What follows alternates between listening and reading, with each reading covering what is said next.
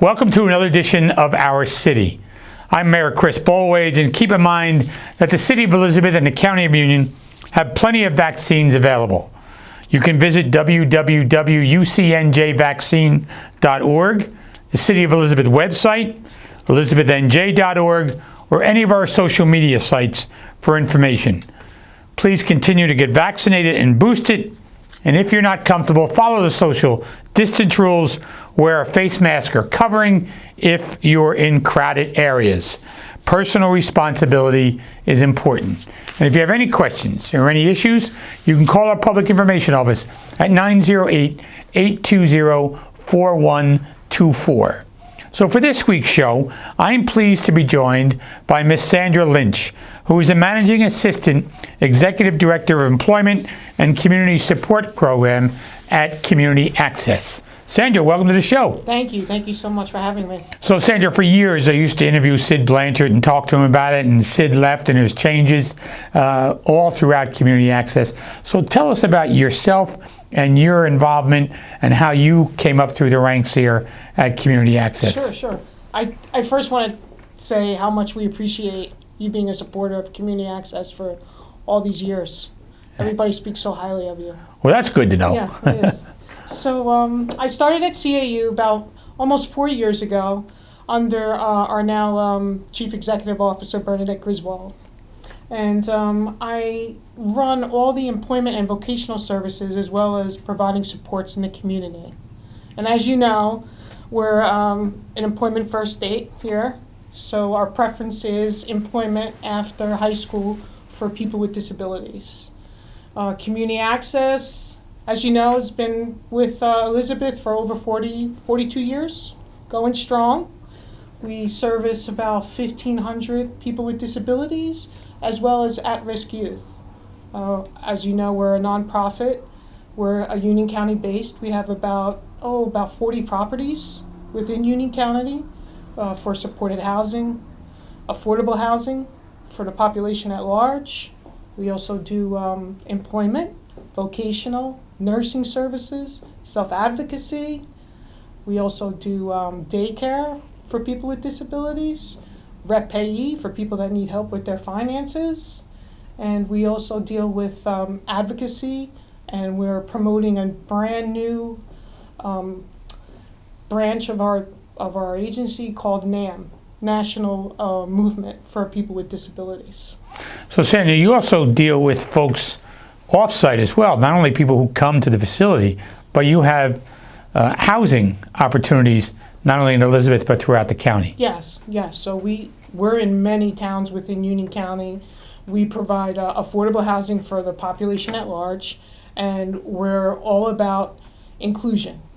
We're about promoting full independence for people with disabilities. So a lot of our members, we call them members because they're part of our family, we provide housing in the general population. So I could be living in an apartment and I have a neighbor that has a disability, and that's how our members become involved in their communities. So years ago, before COVID, they used to have what was called Members Day.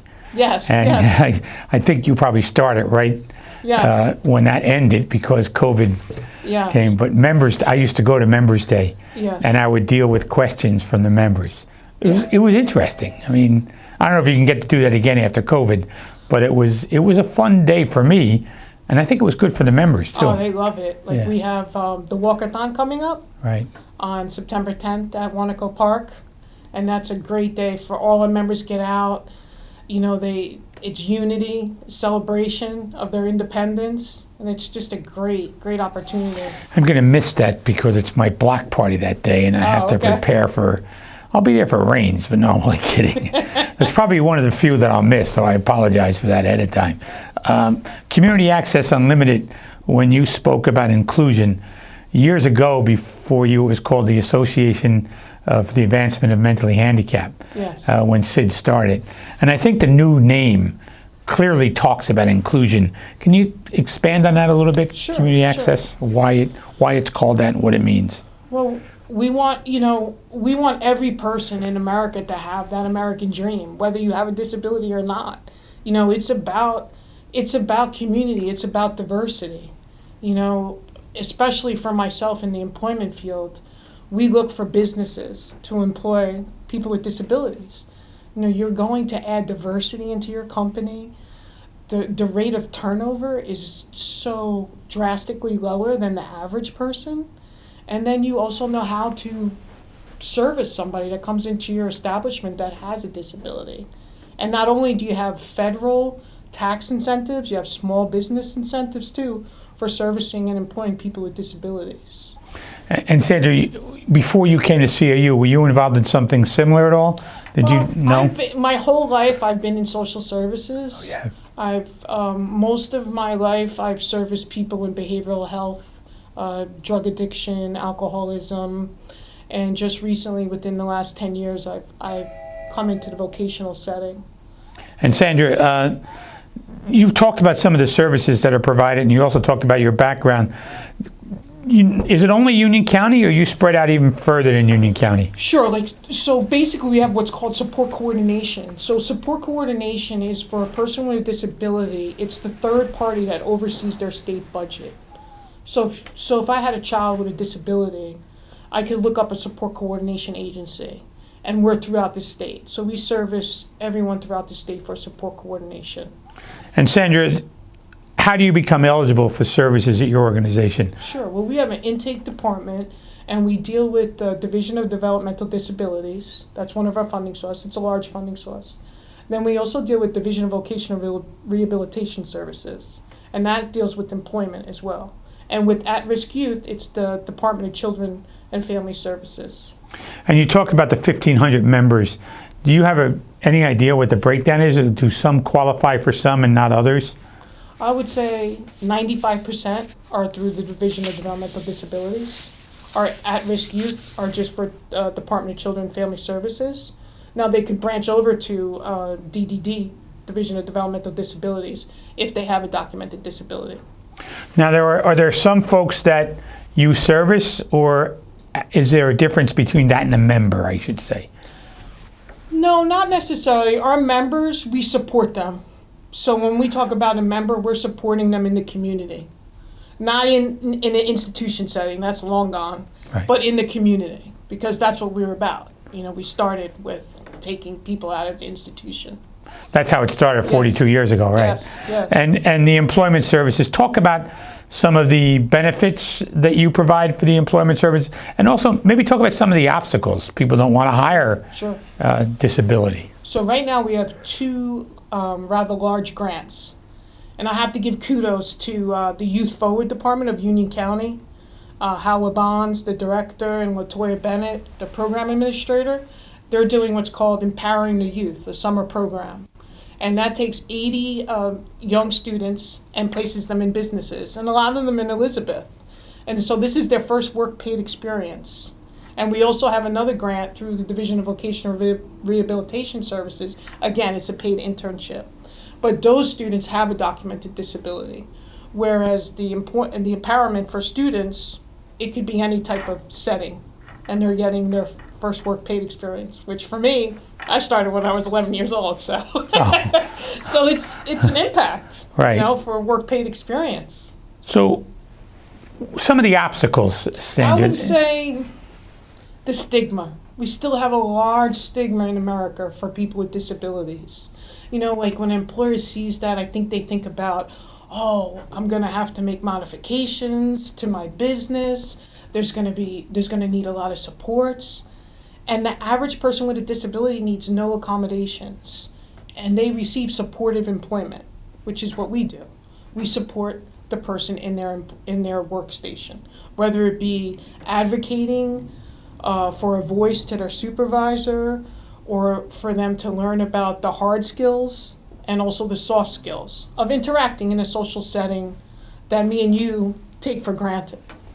And the employers, to hire more people with disabilities and youth, you help match them up, or do you help with the supportive services? You do a little bit of We both? do it all. We do Okay. job development. We go out to the businesses. We try to educate them on the benefits of having a person with a disability. And we also look at involving the school systems as well, because a child in the state of New Jersey can receive pre-early transition services at the age of 14, so they become job ready, and that's where we come into play as well. So do you try to market to the parents, or do you try to market to adults? I mean, how do you, people Everybody. find it yourselves on their own too, right? Of course. Yeah. So we're in a lot of resource directories. The parents learn from the school systems. They also learn in information sessions as well. And also you have to register your child through the Division of Developmental Disabilities. So at the age of 18, it's an early, it's a smooth transition. So But you're they not learn- only dealing with youth, you're dealing with adults as well. Yes. And the employment services, what's your success rate, do you think? I mean, out of all the people you're trying to get, it's 50%, 80%, 30%? I would say it's definitely 75 to 80%. You do. You get Yes. that people who are looking. Yes. You try to find somebody who's willing to employ them. In helping people with disabilities included in the community, CAU has been terrific through the years. Do you personally do this? How many people on staff? Talk about the different roles your staff may have. Sure. So I oversee the department. I do a lot of partnerships, and I develop the programs. I have 4 directors. We have vocational department, where maybe someone has no skills whatsoever, and now that's pre-vocational. But maybe somebody has a disability and have worked before, but now want to get back into the workforce. So that's supported employment. And then we have internships that I talked about, paid internships for young students as well. And we have career counseling, because maybe somebody has no idea what they want to do. So we do assessments, and then we match them up with the right employee. So, are there people you can't service and you have to refer elsewhere, or you just? I mean, that must be tough. I never really referred someone out. Okay. Usually, most of the people that come, we can service. You can. Yes. You find some type, somewhere, somehow. Yes, customized employment. Customized, right. We do a lot of customized employment as well. Upcoming events, what do you have going on at Community Well, Access? I talked about the Walkathon. That's September 10th at Wanaco Park. And then one of our bigger fundraisers is our golf outing, which is September 19th at the Cedar Hill Country Club in Livingston. Beautiful place. Oh, it was it was our first time there last year. I'm not a golfer, and I loved it. The setting was beautiful. It was very relaxing, actually. And Yeah, no- everybody said they had like a beautiful time. It's like one of the best golfing outings. I had my first eagle on all right. many years ago at Cedar Hill. Anything else coming up? I think that's it, actually. Well, I'm willing to do Members Day if you get that going Okay. again. All right. And let me know. I will. You got that beautiful auditorium over there. Oh, yes, yes. Is there any residential in that building? No. No, that's just our main office. Main our office, administrative right? Building. Yes. And how? Next door, we're building an additional 10 affordable housing units for the general population. Right next to there. Yes. Do you know how many total affordable housing units you're helping to manage or helping to? I would say we have about 40 different residencies, so we have a lot of apartments available. Between, not only in Elizabeth, but around the Yes, county. Right? yes. And if people are watching this and they want to find more information about community access, how do they do that and where do they go? I would definitely go to our website, which is caunj.org. And they can call? Oh, yes, they What's can that? call. There's intake available. So, first of all, thank you for all the work that you do over there, and thank the organization for the work they do over there. And if you could close, what's your magic wand? More funding, I guess, from the state? What's the would big say- ask? I'm a big believer in community. Not only I'm a first responder, so I'm a firefighter, and my dad was a serviceman. He was a drill sergeant in Marines. So What town are you? Island. Island. Okay. Yes, the Woodbridge district. Woodbridge. So service to me is, how am I giving back? How am I always giving back to my community? And I think as Americans, we have to believe in equality for everybody and inclusion and diversity and breaking those barriers. So for me, funding, right? And educate, definitely. No substitute for education. No, absolutely not. Sandra, I want to thank you for taking the time to join us this evening on the show. Thank you. I appreciate all the work that Thank you so CAU does, and if there's any way the City of Elizabeth can help, as we have in the past, we're more than willing to do that. Stay in touch. Thank you. Thank you. For Miss Sandra Lynch, I'm Mayor Chris Bollwage. We'll see you next week on another edition of Our City.